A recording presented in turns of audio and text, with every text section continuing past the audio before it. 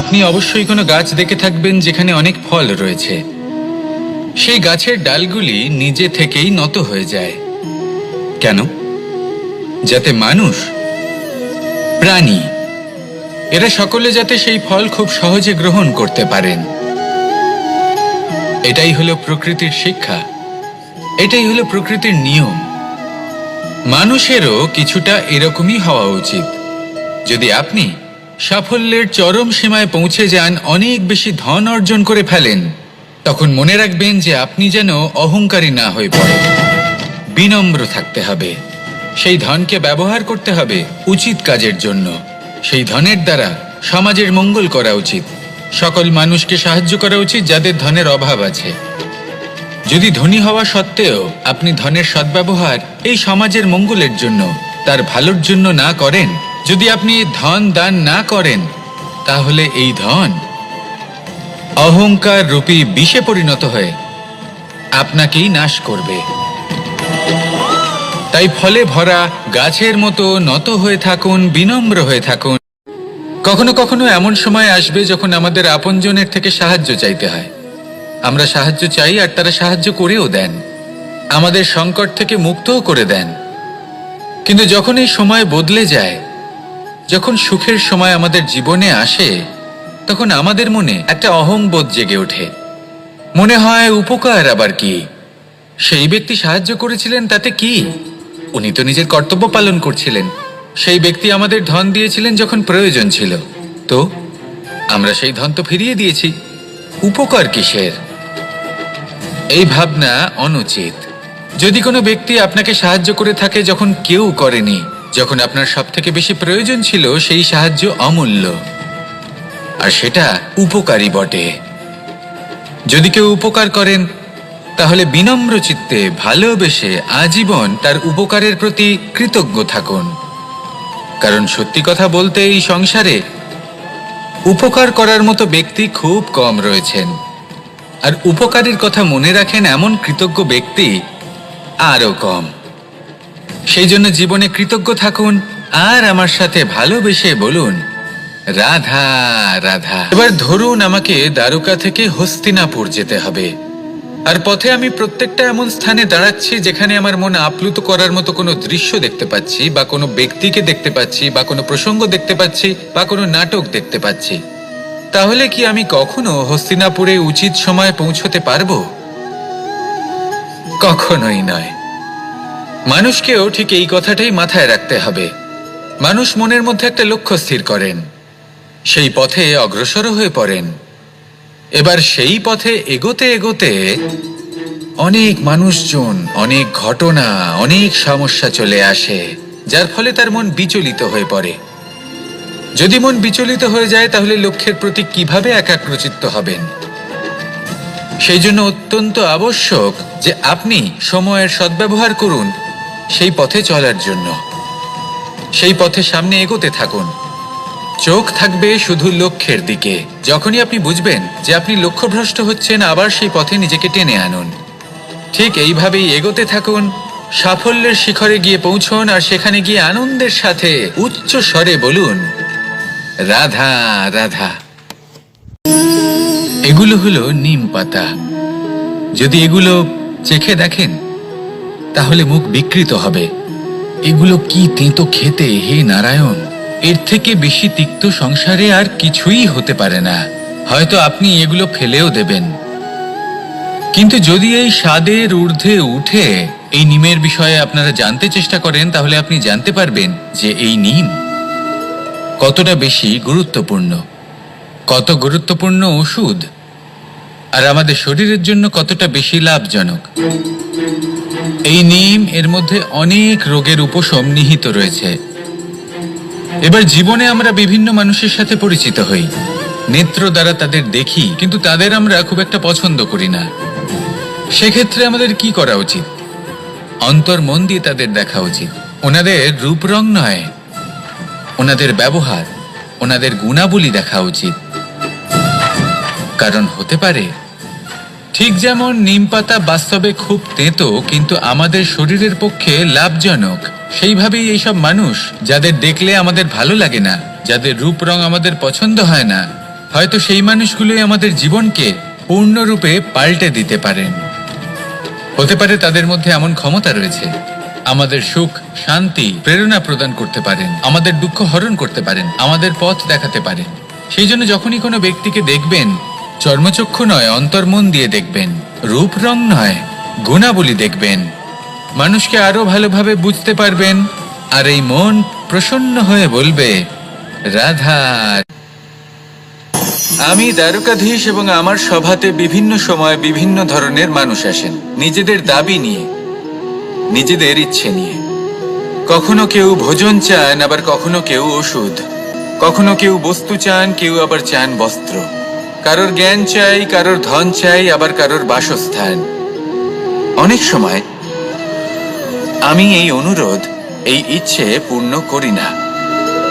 এবার আপনি এটা ভাবতেই পারেন যে কৃষ্ণ তো তাহলে লোভী, ওর কাছে তো সবকিছুই রয়েছে, তারপরেও সে নিজের প্রজার ইচ্ছে পূর্ণ করে না, তাদের সমস্যাগুলি বুঝতে পারে না, তাদের সুখ স্বাচ্ছন্দ্য প্রদান করে না। আসল সত্য হলো এটাই যে কোনো সবল ব্যক্তি, যে কোনো গৃহস্থ ব্যক্তি যে কাজ করতে সক্ষম, তার পরিশ্রম দ্বারাই নিজের প্রয়োজনগুলি এবং ইচ্ছেগুলি পূরণ করা উচিত। এটা অত্যন্ত প্রয়োজনীয়। আর এগুলো তিনি করতে পারেন শিল্প, ব্যবসা, আচরণ অথবা জ্ঞানের ভিত্তিতে। এই পথে চলতে হবে, পরিশ্রম করতে হবে, তবেই সে কিছু অর্জন করতে পারবে। এবার এমন কোনো ব্যক্তি যার এই সব কিছুতে কোনো রুচি নেই, যে কিছুই করতে চায় না, সে কিছুই অর্জন করতে পারবে না। এবার এরকম কোনো ব্যক্তিকে যদি আমি কোনো বস্তু প্রদান করি, তাহলে কি হবে? সে পরাধীন হয়ে যাবে, আর সেটা উচিত হবে না। তাহলে কি করা উচিত? তাকে পথ দেখানো, তাকে বোঝাতে হবে যে কোন পথে চলে তুমি নিজের লক্ষ্য প্রাপ্ত করতে পারবে। শিল্প, জ্ঞান, আচরণ এবং ব্যবসা, এই পথে কিভাবে চলে সেটা শেখাতে হবে। আর আমি সেটাই করি। তার ফলে কি হয়? ব্যক্তি স্বাধীন হয়ে যায়। সংসারে সে যা চাইবে তাই প্রাপ্ত করতে পারবে, কখনো কারোর থেকে কিছু চাইবার প্রয়োজন পড়বেই না। এই কথাটা সবসময় মনে রাখবেন। যখনই দান করবেন তা ভাবনা চিন্তা করে এমন ভাবে দান করবেন যাতে সামনের ব্যক্তি স্বাধীন হতে পারেন, পরাধীন নয়। আসুন আমার সাথে ভালোবেসে বলুন, রাধা রাধা।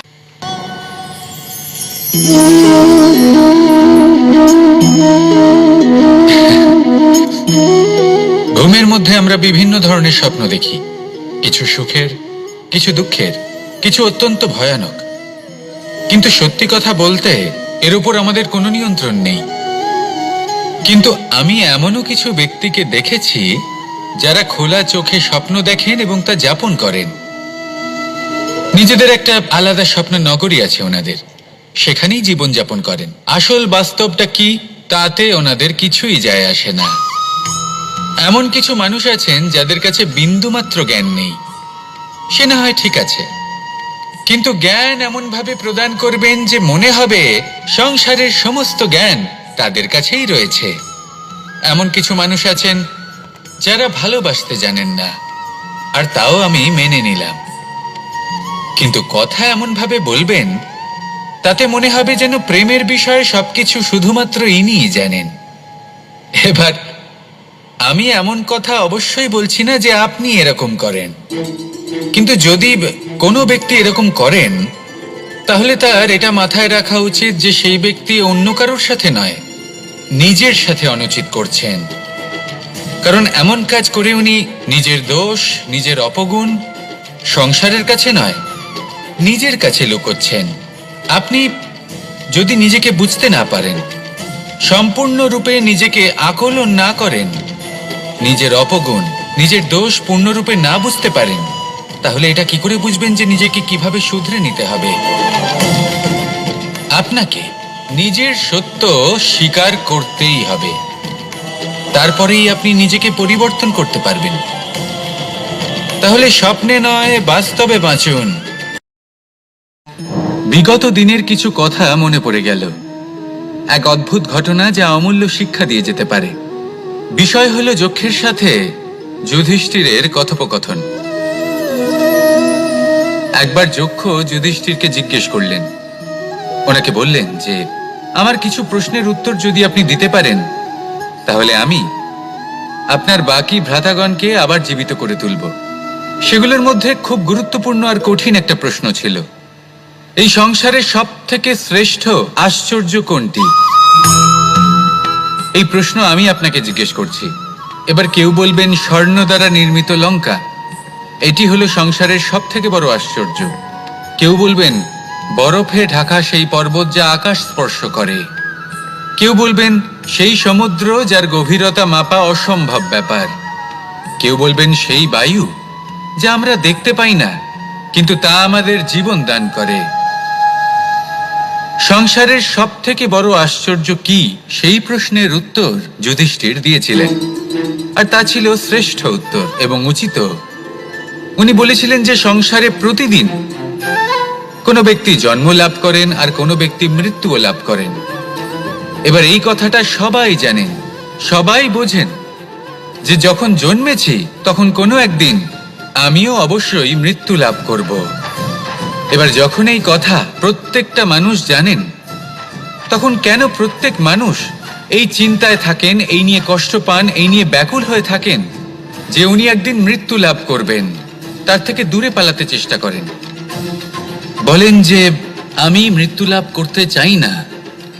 কেন? যেখানে কোনো না কোনো দিন এটা অবশ্যই হবে। এ হলো ব্রহ্ম সত্য। এই যে ব্যাকুলতা, এই ভয়, এই যন্ত্রণা, এই চিন্তা তার মনকে বাঁচতেই দেয় না, এই জীবন অনুভবই করতে দেয় না। সেই জন্য এই চিন্তা, ব্যাকুলতা, ভয় এসবের কি লাভ? কোনো লাভ নেই। সেই জন্য যতক্ষণ জীবনযাপন করছেন প্রত্যেক মুহূর্ত যেন শ্রেষ্ঠ হয়, আনন্দময় হয়, প্রেমের দ্বারা পরিপূর্ণ হয়, সেই চেষ্টা করুন।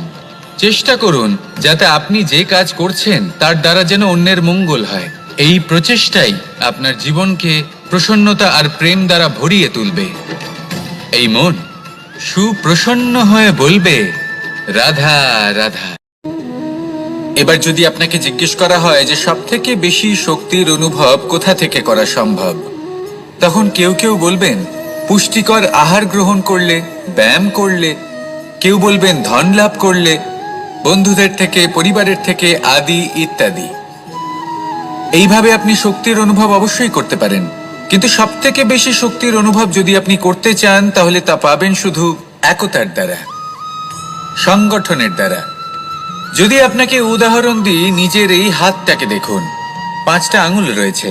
কোনো একটা বস্তুকে নিজের একটা আঙুল দ্বারা তুলে ধরার চেষ্টা করে দেখুন, বড়ই কষ্ট হবে।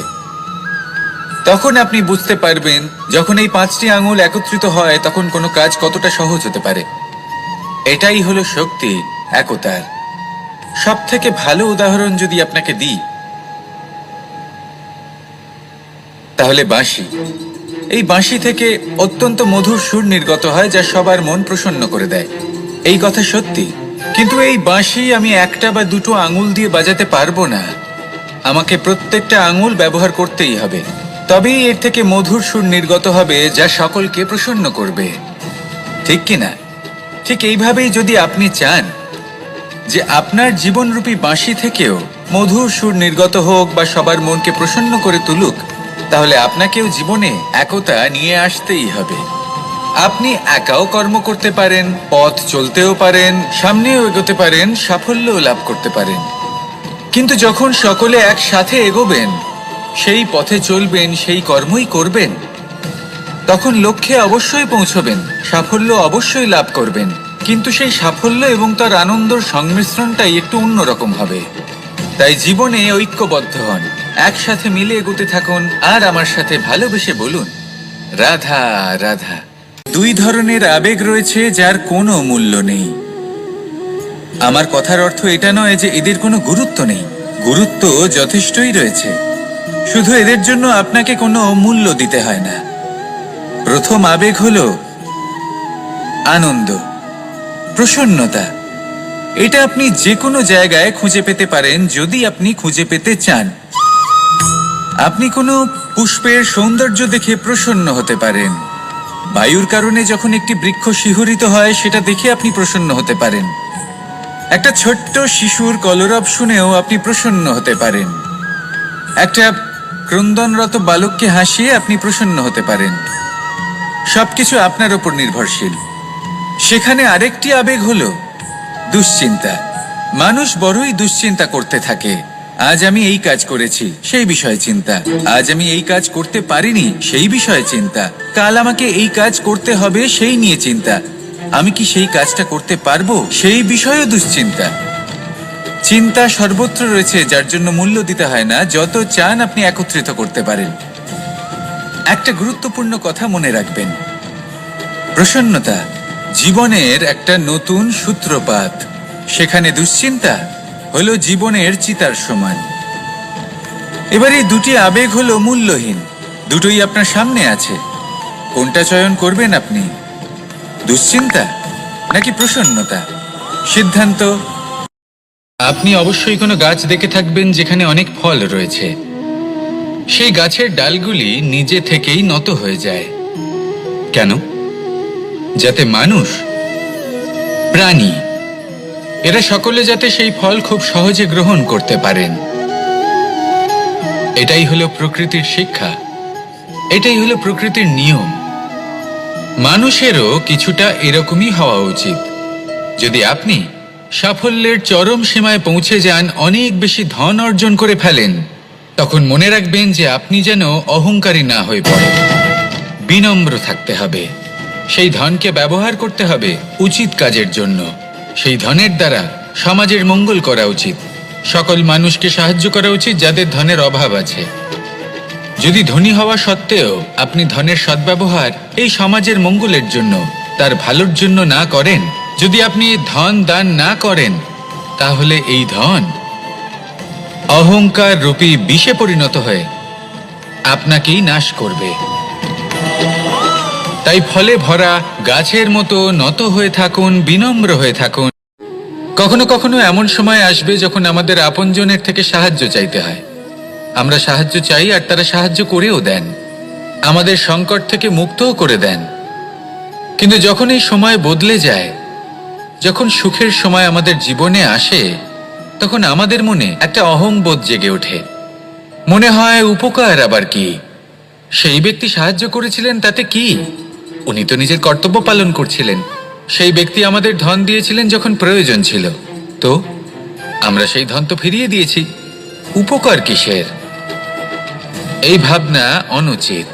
যদি কোনো ব্যক্তি আপনাকে সাহায্য করে থাকে যখন কেউ করেনি, যখন আপনার সব থেকে বেশি প্রয়োজন ছিল, সেই সাহায্য অমূল্য, আর সেটা উপকারী বটে। যদি কেউ উপকার করেন, তাহলে বিনম্র চিত্তে ভালোবেসে আজীবন তার উপকারের প্রতি কৃতজ্ঞ থাকুন। কারণ সত্যি কথা বলতে এই সংসারে উপকার করার মতো ব্যক্তি খুব কম রয়েছেন, আর উপকারীর কথা মনে রাখেন এমন কৃতজ্ঞ ব্যক্তি আরো কম। সেই জন্য জীবনে কৃতজ্ঞ থাকুন আর আমার সাথে ভালোবেসে বলুন, রাধা রাধা। এবার ধরুন আমাকে দ্বারকা থেকে হস্তিনাপুর যেতে হবে, আর পথে আমি প্রত্যেকটা এমন স্থানে দাঁড়াচ্ছি যেখানে আমার মন আপ্লুত করার মতো কোনো দৃশ্য দেখতে পাচ্ছি, বা কোনো ব্যক্তিকে দেখতে পাচ্ছি, বা কোনো প্রসঙ্গ দেখতে পাচ্ছি, বা কোনো নাটক দেখতে পাচ্ছি। তাহলে কি আমি কখনো হস্তিনাপুরে উচিত সময়ে পৌঁছতে পারবো? কখনোই নয়। মানুষকেও ঠিক এই কথাটাই মাথায় রাখতে হবে। মানুষ মনের মধ্যে একটা লক্ষ্য স্থির করেন, সেই পথে অগ্রসর হয়ে পড়েন। এবার সেই পথে এগোতে এগোতে অনেক মানুষজন, অনেক ঘটনা, অনেক সমস্যা চলে আসে, যার ফলে তার মন বিচলিত হয়ে পড়ে।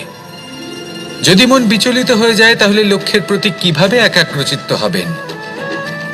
সেই জন্য অত্যন্ত আবশ্যক যে আপনি সময়ের সদ্ব্যবহার করুন সেই পথে চলার জন্য।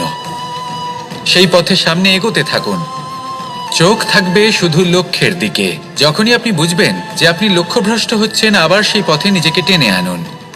ঠিক এইভাবেই এগোতে থাকুন, সাফল্যের শিখরে গিয়ে পৌঁছন, আর সেখানে গিয়ে আনন্দের সাথে উচ্চ স্বরে বলুন, রাধা রাধা। এগুলো হলো নিম পাতা। যদি এগুলো চেখে দেখেন তাহলে মুখ বিকৃত হবে। এগুলো কি তেতো খেতে, হে নারায়ণ! এর থেকে বেশি তিক্ত সংসারে আর কিছুই হতে পারে না। হয়তো আপনি এগুলো ফেলেও দেবেন, কিন্তু যদি এই স্বাদের ঊর্ধ্বে উঠে এই নিমের বিষয়ে আপনারা জানতে চেষ্টা করেন, তাহলে আপনি জানতে পারবেন যে এই নিম কতটা বেশি গুরুত্বপূর্ণ, কত গুরুত্বপূর্ণ ওষুধ, আর আমাদের শরীরের জন্য কতটা বেশি লাভজনক। এই নিম এর মধ্যে অনেক রোগের উপশম নিহিত রয়েছে। এবার জীবনে আমরা বিভিন্ন মানুষের সাথে পরিচিত হই, নেত্র দ্বারা তাদের দেখি, কিন্তু তাদের আমরা খুব একটা পছন্দ করি না। সেক্ষেত্রে আমাদের কি করা উচিত? অন্তর মন দিয়ে তাদের দেখা উচিত।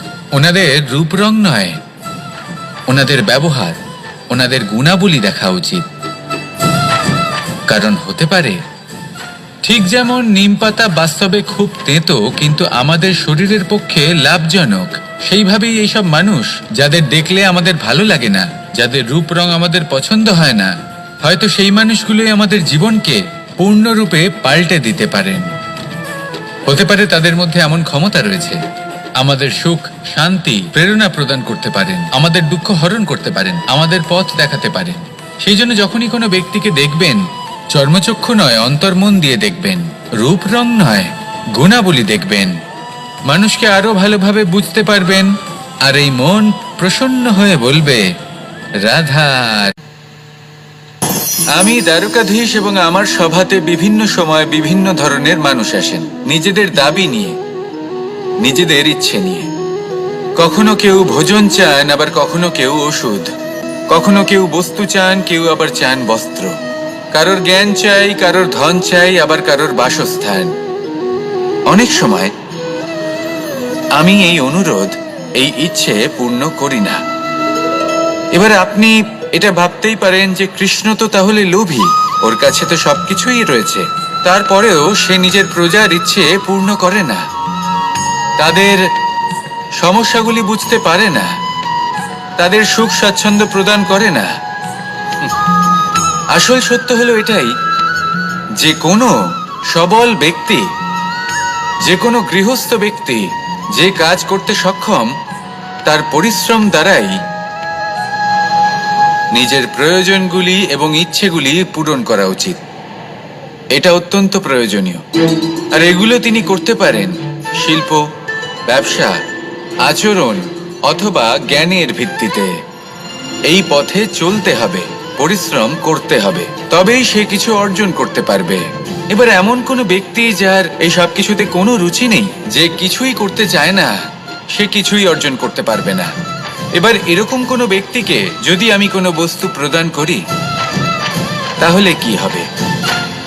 সে পরাধীন হয়ে যাবে, আর সেটা উচিত হবে না। তাহলে কি করা উচিত?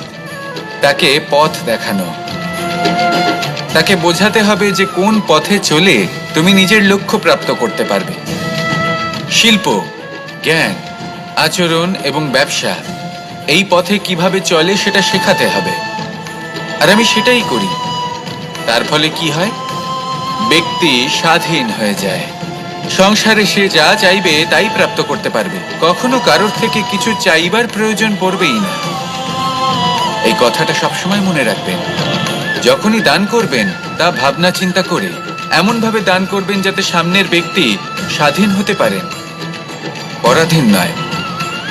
আসুন আমার সাথে ভালোবেসে বলুন, রাধা রাধা।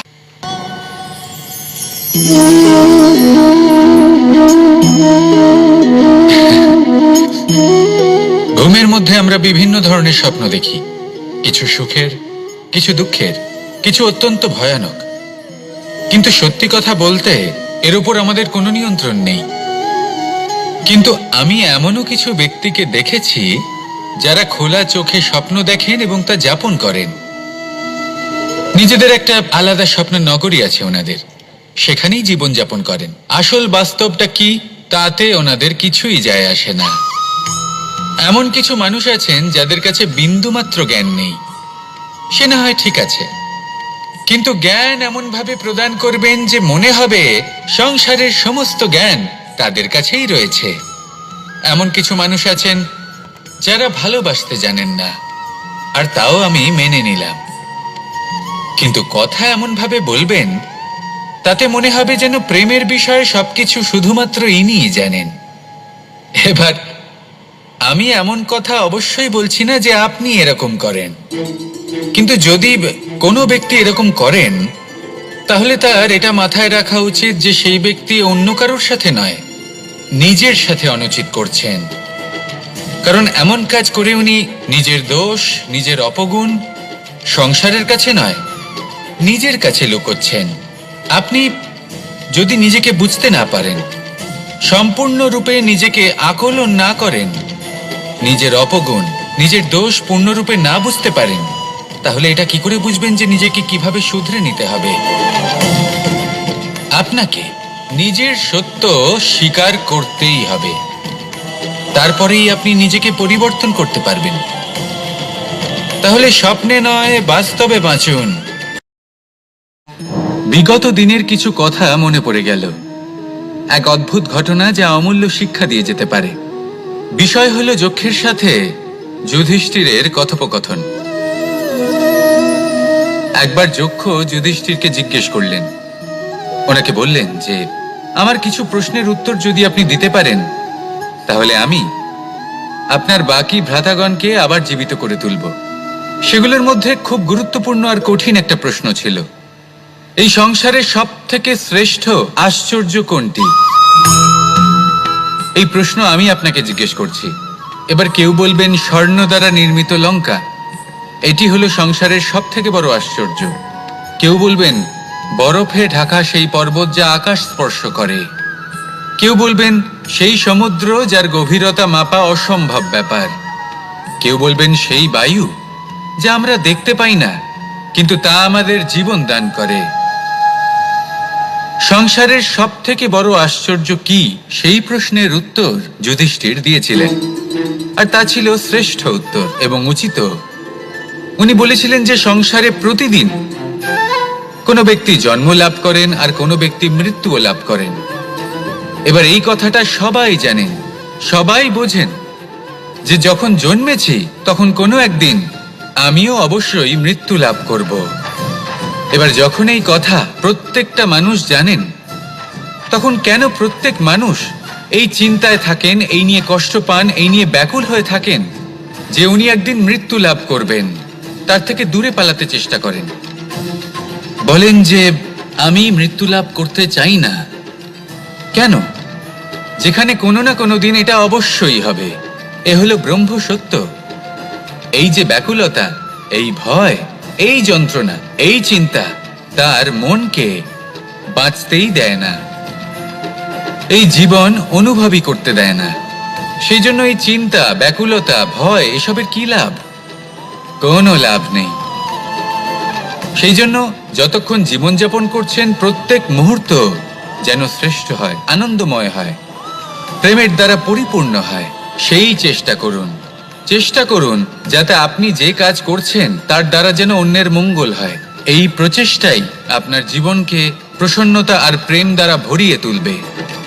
এই মন সুপ্রসন্ন হয়ে বলবে রাধা রাধা।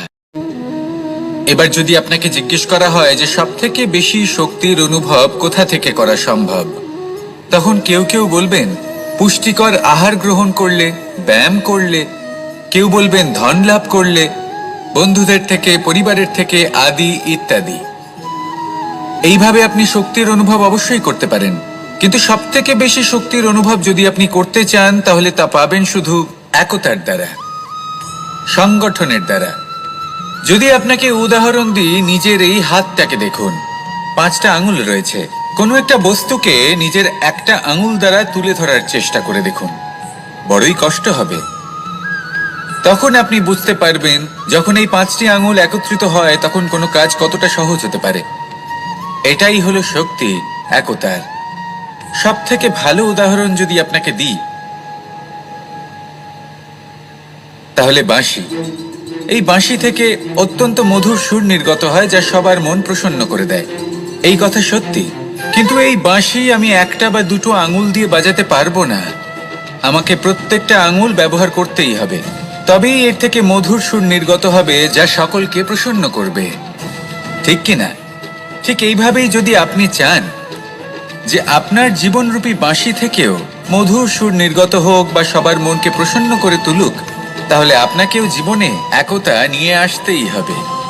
আপনি একাও কর্ম করতে পারেন, পথ চলতেও পারেন, সামনেও এগোতে পারেন, সাফল্যও লাভ করতে পারেন। কিন্তু যখন সকলে একসাথে এগোবেন, সেই পথে চলবেন, সেই কর্মই করবেন, তখন লক্ষ্যে অবশ্যই পৌঁছবেন, সাফল্য অবশ্যই লাভ করবেন। কিন্তু সেই সাফল্য এবং তার আনন্দর সংমিশ্রণটাই একটু অন্যরকম হবে।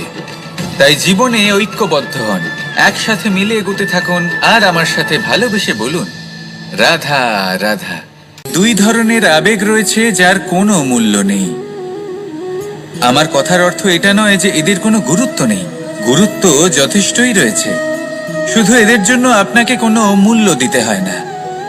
প্রথম আবেগ হলো আনন্দ, প্রসন্নতা। এটা আপনি যে কোনো জায়গায় খুঁজে পেতে পারেন যদি আপনি খুঁজে পেতে চান।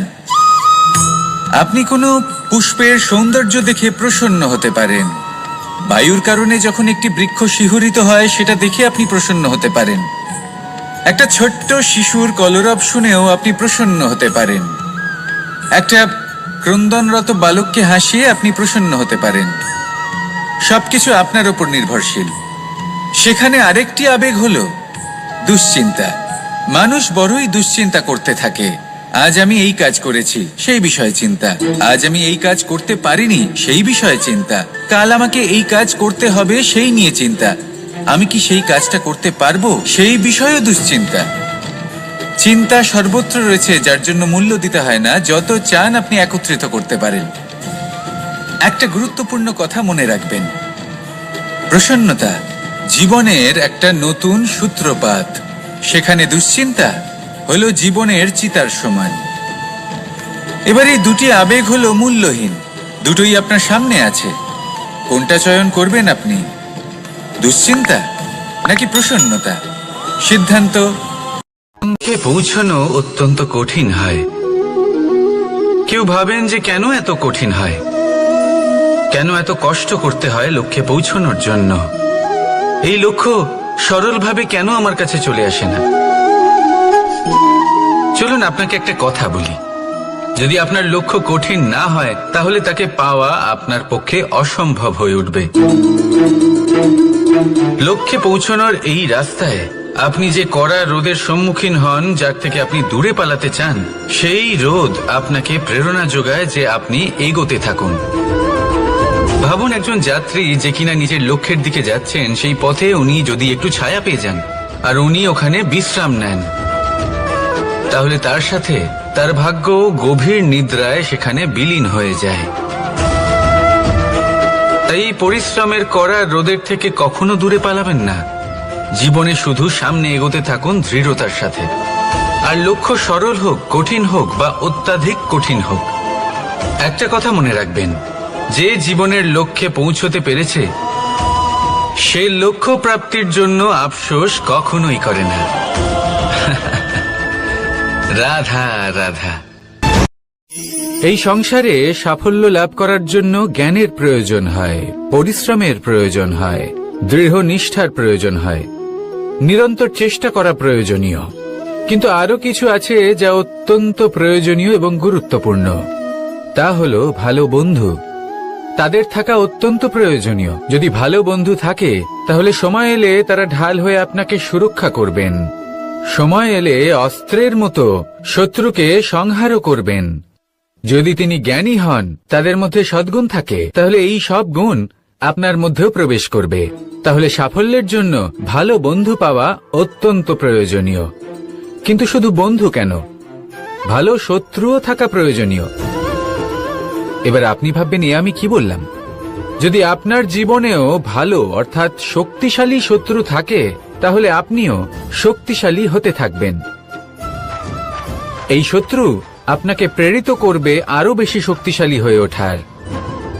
কখনো কোনো হরিণকে দেখুন, তীব্র গতিতে দৌড়তে থাকে, কেন তীব্র গতিতে দৌড়য়? এই কারণে নয় যে কোথাও তার জন্য মধুর ঘাস অপেক্ষা করে রয়েছে, না, সে এই কারণে তীব্র গতিতে দৌড়য় কারণ সেটা না করলে তার পেছনে একটি সিংহ আছে যে ওকে নিজের ভোজন করে ফেলবে। তাই জীবনে বিপদ, সংকট এই সবকিছুও হলো অত্যন্ত গুরুত্বপূর্ণ। তার সম্মুখীন হতে শিখুন আর আমার সাথে ভালোবেসে বলুন, রাধা রাধা। ধৈর্য, এই ধৈর্য কি কোনো গুণ, কোনো অনুভূতি, কোনো দৃষ্টিভঙ্গি? আমার জন্য ধৈর্য এক বাহন। আপনি হয়তো ভাবছেন এই কেমন বাহন?